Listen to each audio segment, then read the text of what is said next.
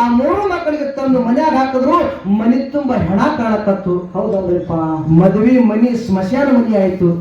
ಇದು ಯಾರಿಂದ ಅಂತ ಕೇಳಿದ್ರ ಗಂಡನಿಂದ್ರಿಪ್ಪ. ಗಂಡನಿಂದ ಅಲ್ಲ, ಗಂಡ ಮಾಡಿರ್ತಕ್ಕಂಥ ದುಷ್ಟ ಚಟದಿಂದ ಮನಿನೇ ಸ್ಮಶಾನ ಆಯ್ತು. ಹೌದು ಕೈವಾರ ಹೇಳ್ತಾರ ಏನಂತ? ಹೊಡೆಯೋದು ಬೇಡ್ರಿ ಬೆಂಕಿ ಹತ್ತ ಬಾಯಾಕ,